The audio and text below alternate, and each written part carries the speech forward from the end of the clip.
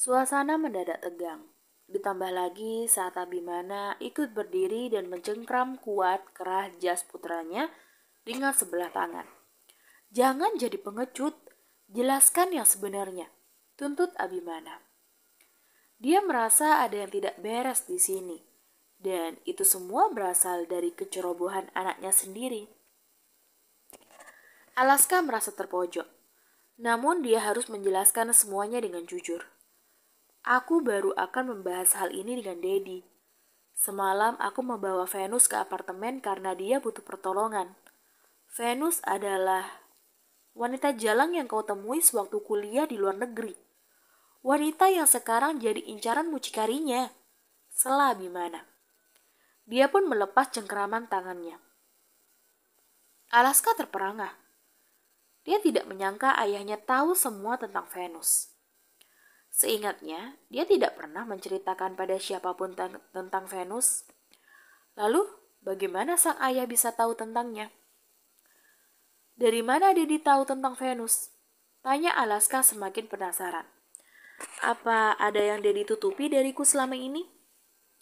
Kau pikir siapa yang menjauhkanmu dari wanita itu kalau bukan Dedi? Kau tidak boleh memiliki hubungan dengannya. Sekarang kau sudah menikah dan memiliki Vanessa sebagai istrimu. Lalu, kenapa kau membawa wanita itu ke apartemenmu? Bentak Abimana dengan murka. Selama bertahun-tahun Dedi sembunyikan ini dariku. Alaska semakin terkejut dengan fakta yang baru dia ketahui. Pantas saja selama 3 tahun ini Venus bagaikan hilang di telan bumi. Ternyata ayahnya lah yang ada di balik semua ini. Iya, karena aku tidak mau keturunan Williams menikahi wanita sepertinya. Jawab Abimana dengan gamblang. Susah payah aku menjauhkanmu dengan wanita itu, sekarang kau malah membawanya kembali ke kehidupanmu. Apa kau tidak memikirkan bagaimana perasaan Vanessa, istrimu, hah? Alaska malah tersenyum miris.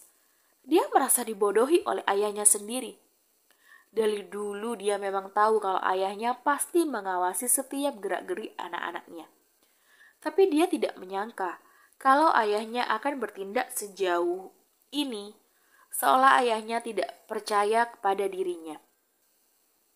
Aku baru mengerti mengapa Dedi mendesakku agar menikah dengan Vanessa secepatnya. Ternyata supaya aku bisa melupakan Venus. Tapi sayangnya takdir malah mempertemukan kami kembali. Aku memang sudah mencintai Vanessa, Dad. Tapi aku akan tetap menolong Venus dan menjauhkannya dari orang-orang yang mengincarnya. Ucap Alaska dengan sungguh-sungguh. Abimana geleng-geleng kepala mendengarnya. Sifat keras kepala Alaska ternyata tidak hilang sampai sekarang. Kau masih sangat muda, Alaska. Ada kalanya dalam hidup ini, kau harus memilih mana yang akan kau jadikan sebagai prioritas. Dan ketika kau salah memilih, maka kau akan menyesalinya, sangat menyesalinya, kata Abimana memberikan peringatan. Baru saja Alaska hendak bicara lagi, handphone di saku celananya tiba-tiba bergetar. Ada panggilan masuk dari nomor yang tidak dikenal. Jawab dan gunakan pengeras suara, Tita Abimana. Alaska pun menurutinya. Dia langsung mengangkat panggilan itu dan menggunakan pengeras suara agar yang lain bisa mendengar. Halo, sapa Alaska dengan ragu. Alaska! Jantungnya langsung berdebar. Terdengar suara sang istri memanggilnya dengan lirih. Vanessa, katakan padaku kau di mana sayang? Aku akan segera menjemputmu. Tanya Alaska dengan panik. Matanya mendadak terasa panas. Dia sedih mendengar suara ketakutan istrinya. Aku tidak tahu, jawab Vanessa lalu terjeda oleh isak tangisnya. Suaranya terdengar menggugu. Ia begitu ketakutan saat itu. Tempat ini seperti gudang lama. Bangunannya sudah sangat buruk, ucap Vanessa dengan cepat, bermaksud memberikan kode pada suaminya. Tapi kemudian seseorang langsung menarik kembali handphone itu. Seorang pria yang umurnya tampak sebaya dengan Abimana mengambil alih pembicaraan. Pintar sekali istrimu itu memberitahu di mana dia berada. Tapi aku tidak pernah ragu dengan keluarga Williams. Pasti kalian bisa melacak keberadaan kami saat ini, ucap pria itu tanpa basa-basi. Jody yang mendengar itu langsung memberikan kode kepada anaknya, Langit. Dia langsung meminta Langit mengecek CCTV mulai dari gedung apartemen hingga jalan raya untuk mengikuti kemana perginya mobil yang membawa Vanessa. Beruntungnya, laptop Langit berada tepat di depannya. Ia gunakan saat meeting tadi. Karena itu, dia pun dengan cepat melacak di mana keberadaan Vanessa. Katakan sekarang juga di mana aku harus menjemput istriku, Tita Alaska. Hanya istrimu. Kau yakin? Bagaimana dengan wanita lain yang kau bawa ke apartemenmu? Bukannya kau ingin mengambil wanita ini dariku? Sindir pria di telepon itu. Kau sangat serakah. Sudah punya istri secantik ini, tapi masih menginginkan yang lain. Atau bagaimana kalau kita bertukar wanita saja? Aku rasa istrimu yang masih muda ini akan sangat laku setiap malam dan harganya pasti sangat mahal. Lanjutnya, dia sengaja mempermainkan emosi Alaska. Bajingan, jangan sentuh istriku atau tanganmu akan aku patahkan. Ancam Alaska dengan sangat geram. Bukannya takut, pria itu malah menertawainya. Hahaha. Apa kau bilang? Jangan sentuh. Semakin dilarang, aku semakin penasaran dengan wanita cantik ini. Pria itu sengaja menyentuh pipi Vanessa. Vanessa yang sedang dalam posisi duduk di atas kursi dengan tangan dan kaki terikat tentu tidak bisa melawannya. Dia hanya berusaha memalingkan wajahnya menghindari sentuhan pria brengsek itu. Jauhkan tanganmu, jangan sentuh aku. Terdengar suara Vanessa berteriak dari dalam telepon. Alaska dan yang lain semakin mendidih darah mendengarnya. Jauhi istriku brengsek, maki Alaska. Istrimu galak juga ternyata, ujar pria tersebut. Lepaskan Vanessa, biarkan dia pergi. Kalian hanya menginginkanku bukan? Tolong lepaskan Vanessa, jangan sakiti dia, jangan sentuh dia. Dia wanita baik-baik. Kini terdengar suara Venus pula dari dalam telepon. Jangan ikut campur kau wanita murahan, maki pria tersebut. Lalu menampar pipi Venus dengan kuat. Plak. Pipi Venus langsung memerah karena tamparannya. Bahkan dari sudut bibirnya ikut terluka dan berdarah. Baik Vanessa maupun Venus sama-sama diikat di atas kursi dan tidak bisa bergerak sama sekali. Melihat Venus diperlakukan dengan kasar, Vanessa merasa kasihan kepadanya. Abimana yang sudah tidak bisa sabar lagi akhirnya menyambar handphone dari tangan Alaska dan bicara langsung dengan pria yang menyandra menantunya. Jangan banyak basa-basi. Katakan apa yang kau inginkan agar menantuku kau lepaskan. Tanya Abimana berusaha bernegosiasi. Well. Tuan Abimana Williams. Suatu kehormatan bisa bicara langsung denganmu, Tuan Williams yang terhormat. Ngomong-ngomong, apa asistenmu yang pernah merusak rumah bordil kami di kota ini dulu ada bersamamu? Sampaikan padanya, aku sangat merindukannya. Sautnya sengaja memancing kekesalan. Yang dimaksudnya tentu saja Jody. Dia menyindir Jody saat dulu membebaskan Anna. Sudah kubilang, jangan basa-basi. Katakan, apa maumu? Tanya Abimana sekali lagi. Kau tidak bisa diajak bercanda ternyata, Tuan. Baiklah, sebenarnya aku butuh dana sedikit untuk kelancaran bisnisku. Bolehkah kau menjadi donatur untuk bisnisku, Tuan Williams? Katakan jumlahnya. Tanya Abimana tanpa basa-basi. Baginya keselamatan menantunya dan juga calon cucunya adalah prioritas utama dan lebih berharga dari segalanya. Tidak banyak, Tuan.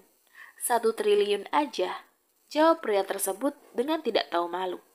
Dia sengaja memeras Abimana yang sangat kaya raya itu. Baiklah, saut Abimana dengan cepat.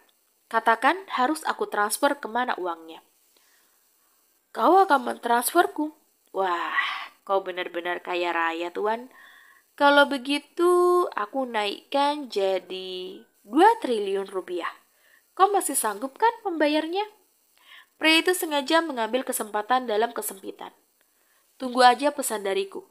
Sebentar lagi aku akan mengirim pesan kemana uang itu harus dikirimkan. Dan ingat, aku orang yang sangat nekat. Jadi jangan pernah mempermainkanku kalau ingin menantu cantikmu ini selamat, ancamnya. Tut. Panggilan pun langsung dimatikan secara sepihak. Abimana hanya bisa menghela nafas panjang menghadapi pria gila itu. Dapat. Aku mendapatkan di mana lokasinya. Seru langit tiba-tiba. Kita berangkat sekarang. Tita Abimana lalu segera keluar dari ruangan tersebut diikuti oleh yang lain. Di sebuah bangunan lama di tengah hutan yang jauh dari keramaian, di sanalah Vanes dan Venus disekap. Meski masih pagi, tapi suasana di sana cukup gelap karena sinar matahari tidak masuk ke dalam. Di tempat tersebut dikelilingi oleh banyak pepohonan yang tinggi. Dalam kondisi terikat, Vanes dan Venus hanya bisa saling menoleh satu sama lain. Di benak mereka berdua yang mereka pikirkan hanyalah bagaimana caranya agar dapat lolos dari pria jahat di depan mereka. Beruntung sekali kau cantik, mertuamu sangat kaya raya. Dia bahkan tidak sedikit pun keberatan saat aku minta uang tebusan 2 triliun demi membebaskanmu. Ucap pria itu lalu diiringi tawa jahatnya yang menggema di penjuru ruangan. Kau begitu berharga sekali, cantik. Sebentar lagi aku tidak perlu repot-repot berbisnis karena aku akan memiliki banyak uang. Hahaha. Imbuhnya dengan puas hati. Dalam hati Vanes mengumpat pria jahat itu. Jangan sampai mertuanya mau mentransfer uang untuknya.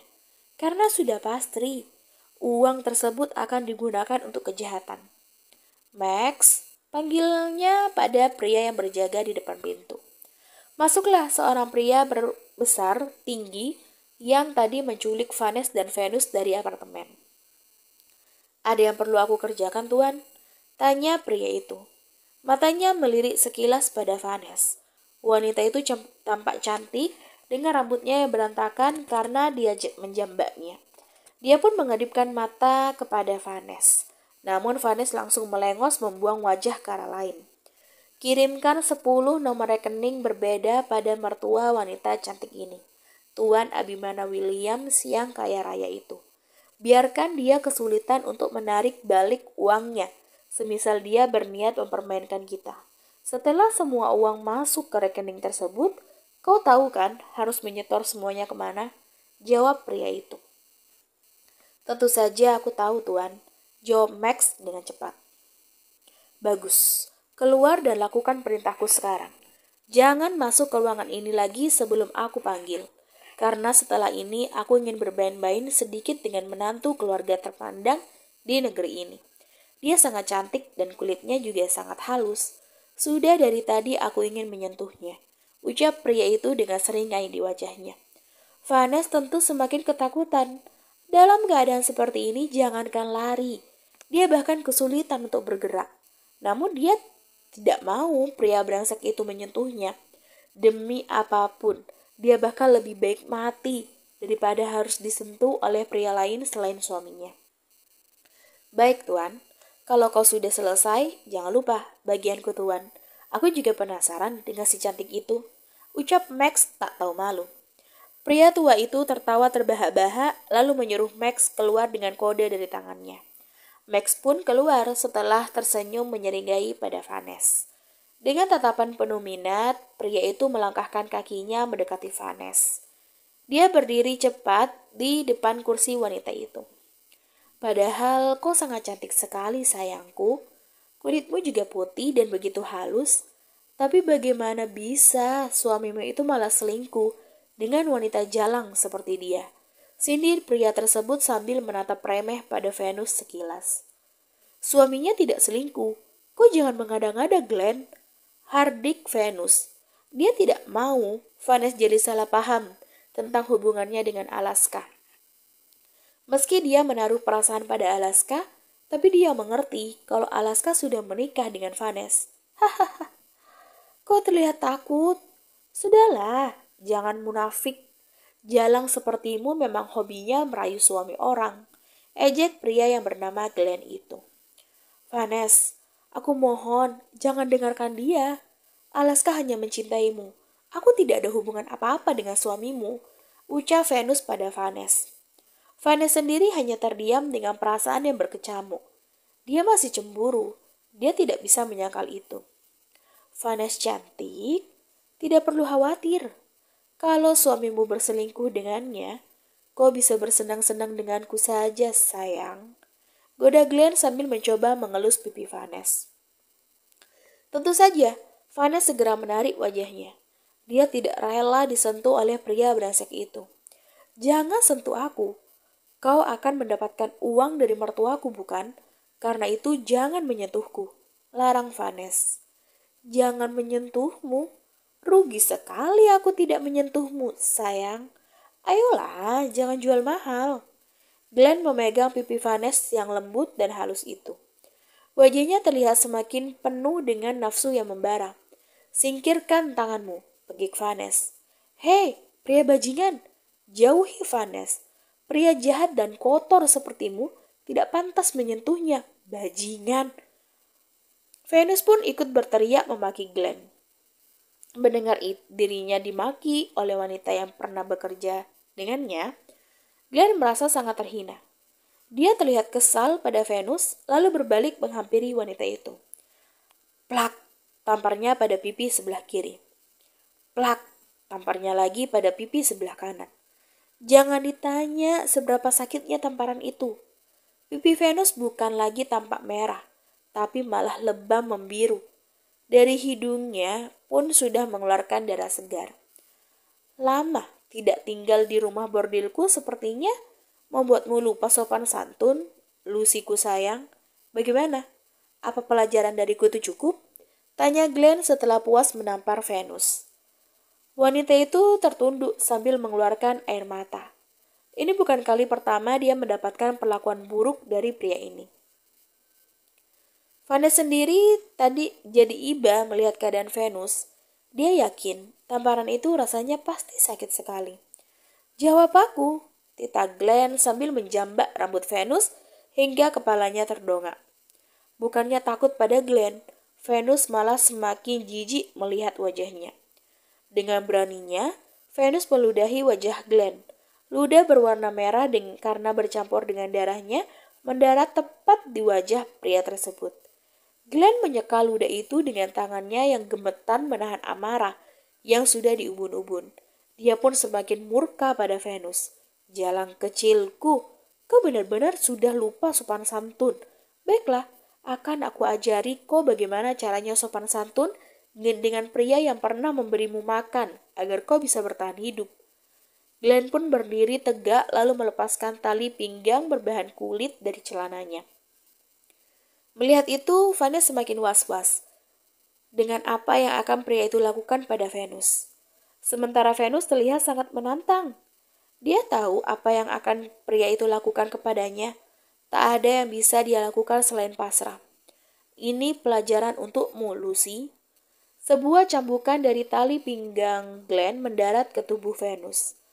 Wanita itu tampak bergetar menahan rasa sakit, tapi dia berusaha sekuat tenaga agar tidak mengeluarkan suara jeritan. Dia mengerti, semakin dia berteriak, maka Glenn akan semakin kuat pula mencabuknya. Sudah sadar siapa kau dan siapa aku, hah? Hentikan, tolong hentikan itu tuan, jangan cambuki dia lagi, teriak Vanes. Dia tidak tega melihat Venus dicambuki di depan matanya. Venus berusaha menoleh ke arah Vanes. Dia mengangguk pelan pada wanita itu seolah memberikan tanda bahwa dirinya baik-baik aja meski kondisinya sudah sangat parah. Apa katamu? Hentikan. Wanita tidak tahu diri sepertinya tidak pantas dikasihani. Glenn terlihat sangat murka lalu kembali mencabuki Venus berkali-kali. Dia semakin mencabuki Venus dengan membabi buta, sampai kulit wanita itu berdarah-darah dibuatnya. Vanes berteriak memohon agar dia menghentikan aksinya. Namun Glenn sengaja menulikan pendengarannya. Harga dirinya sudah diinjak-injak karena dihina oleh Venus. Tolong jangan lakukan itu kepadanya, Tuan. Kau bisa membuatnya mati, minta Vanes dengan isak tangisnya. Venus sudah tampak sangat lemah tidak berdaya. Dia tertunduk dengan kesadaran yang hampir menghilang. Wanita murahan sepertinya memang pantas untuk mati. Sudah bagus aku pelihara, dia malah durhaka padaku. Tidak mendengar perintahku dan kabur dariku. Kesal Glenn. Dia menjambak rambut Venus yang sudah terurai berantakan. Wanita itu terlihat tidak berdaya dan nyaris pingsan, menahan sakit di sekujur tubuhnya. Dengarkan aku, jalang kecil. Ini hukuman untukmu karena tindakan bodohmu. Lain kali pikir-pikir dulu sebelum kau berani menantangku, mengerti? Bentak Glenn tepat di depan wajah Venus. Wanita itu bahkan sudah tidak mampu lagi untuk memberikan respon. Karena kesal, Glenn melepaskan jambakannya dengan kasar hingga kepala wanita itu terhuyung ke belakang. Tak puas sampai di situ, dia juga menendang kursi yang diduduki oleh Venus hingga wanita itu terhempas ke lantai dengan kursinya. Venus! Teriak Vanes dengan kuat. Ingin sekali rasanya dia menolong wanita itu, namun sekarang dia juga tidak bisa apa-apa. Wanita sialan, kau membuat moodku buruk, maki Glenn. Dia tidak jadi menyentuh Vanes karena moodnya sudah berantakan. Akhirnya dia pun segera pergi meninggalkan mereka berdua di ruangan itu. Venus, bertahanlah. Alaska dan Dedi Abimana akan datang sebentar lagi. Mereka akan membebaskan kita, ucap Vanes dengan lirih. Air matanya tidak henti mengalir dengan deras. Dia tidak tega melihat kondisi Venus yang sudah sangat mengenaskan. Venus yang tadi sudah menutup kedua matanya bersusah payah untuk membukanya kembali dan menatap ke arah Vanes. Dia tersenyum samar dengan keadaan wajah yang babak belur. Biar aku yang disakiti daripada kau harus disentuh oleh pria brengsek itu, Vanes. Anggap aja ini permintaan maaf dariku karena tidak sengaja menyeretmu ke dalam masalahku. Kau wanita yang baik dan terhormat. Kau tidak pantas mendapatkan perlakuan buruk seperti ini, batin Venus. Sementara itu, rombongan yang akan menyelamatkan mereka sudah semakin dekat dengan tempat di mana mereka disekap. Dengan petunjuk dari langit, mereka bisa lebih mudah melacak keberadaan tempat tersebut. Alaska, Abimana, Jody, dan Langit pergi dengan satu mobil. Tak lupa, mereka membawa senjata untuk melawan Glenn dan anak buahnya. Di mobil lain ada Bastian dan juga anak buah lainnya. Tentu saja tidak hanya 2 mobil. Mereka membawa sekitar 20 unit mobil dengan puluhan orang di dalamnya. Abimana sudah menggeram. Dia bertekad akan menghabisi semuanya tanpa tersisa. Don, aku sudah membuat transaksi palsu. Uang tebusan fiktif sudah aku transfer ke masing-masing rekening yang dikirimkan penculik itu, ucap Langit. Dengan kepintarannya di bidang teknologi, bukanlah hal yang sulit bagi Langit untuk memanipulasi data seperti ini. Bagus. Aku yakin ayahmu akan menambah uang jajanmu setelah ini. Puji Abimana. Dalam keadaan genting, masih sempat-sempatnya dia bergurau. Sementara Jody yang sedang menyetir mobil hanya tersenyum sekilas menanggapinya. Dad, bagaimana kalau kita bakar saja tempat itu? Mereka akan berlari keluar, lalu aku akan masuk dan membebaskan Vanes dan Venus. Usul Alaska. Jangan gunakan api. Jangan buat kebakaran atau asap apapun di sana. Cegah Abimana. Dia yakin menantunya sedang hamil. Asap dari kebakaran akan membuat Vanes sulit bernafas. Itu bisa membahayakan janinnya. Abimana tidak mau hal itu terjadi. Lagi pula bagaimana caramu membebaskan 2 orang dalam waktu yang bersamaan? Berpikir dengan jernih, Alaska. Tentukan siapa yang akan kau jadikan prioritas. Sindir sang ayah begitu menohok pada Alaska. Langit hanya bisa melirik sekilas pada Alaska yang duduk di sebelahnya. Wajah Alaska tampak serba salah. Lagi-lagi Abimana dengan sengaja menyindirnya agar dia sadar siapa yang lebih berharga untuknya. Tuan, kita hampir sampai. Gedungnya sudah kelihatan, lapor Jody. Abimana yang duduk di kursi depan sebelah Jody langsung melihat ke arah gedung itu. Sebentar lagi menantu kesayangannya akan dia bebaskan. Hentikan mobil ini. Kita turun di sini aja, lalu mengendap-endap masuk ke dalam. titah Abimana. Jody pun mengangguk lalu menghentikan mobilnya. Dia memberikan perintah kepada anak buah yang lain untuk melanjutkan hal yang sama. Dengan tergesa, mereka berempat turun dari mobil dengan senjata di tangan masing-masing. Sebelum bergerak masuk, Abimana menahan Alaska. Ingat, tentukan siapa prioritasmu. Bersambung.